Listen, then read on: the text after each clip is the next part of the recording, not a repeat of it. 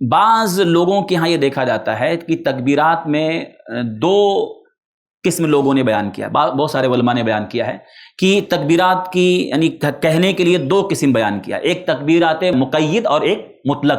تکبیر مقید اور تکبیر مطلق کیا مطلب ہے کہ کچھ لوگوں نے کہا تکبیر مقید کا مطلب یہ ہے کہ 9 ذی الحجہ کی فجر کی نماز کے بعد سے لے کے 13 ذی الحجہ تک ہر فرض نماز کے بعد تکبیر کہنا، یہ مقید ہے۔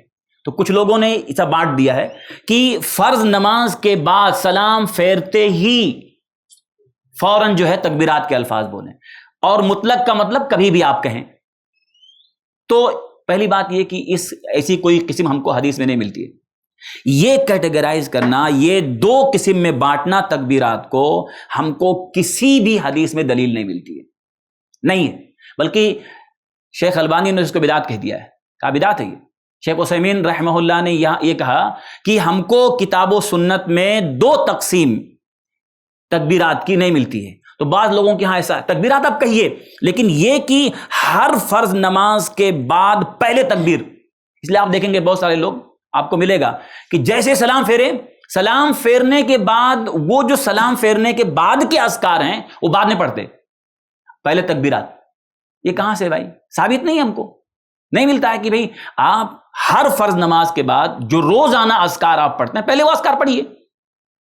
اور بعض اگر صحابہ سے کہیں ملتا ہے نا کہ وہ نماز کے بعد انہوں نے کہا، تو وہ علماء نے کہا وہ تعلیم دینے کے لیے تھا، لوگوں کو بتانے کے لیے تھا کہ بھئی تکبیرات کا اہتمام کرو۔ لیکن ہم کو یہ جو دو قسم لوگوں نے کر دیا نا کہ فرض نماز کے بعد، اس لیے آپ بہت ساری مسجدوں میں دیکھیں گے سلام پھیرنے کے بعد پوری مسجد گونج جاتی ہے صرف کس سے؟ پہلے تکبیرات، اور اس کے بعد جو ہے بعض لوگوں نے یہاں تک کہا کہ جو نماز کے بعد مسنون اذکار ہیں وہ بعد میں، پہلے یہ ہم کو کہیں کسی حدیث میں نہیں ملتا۔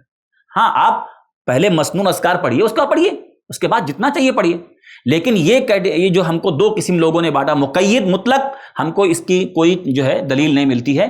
ہم کو تکبیرات کہنا ہے، کبھی بھی ہم کہیں، نماز کے بعد پڑھیں، نماز سے پہلے پڑھیں، جب ہم مسجد میں آئے تب پڑھیں، گھر میں بازار میں کہیں بھی رہیں تکبیرات کہتے نا، لیکن یہ نہیں کہ سلام پھیرنے کے فوراً بعد پہلے وہ، ایسا نہیں ہے۔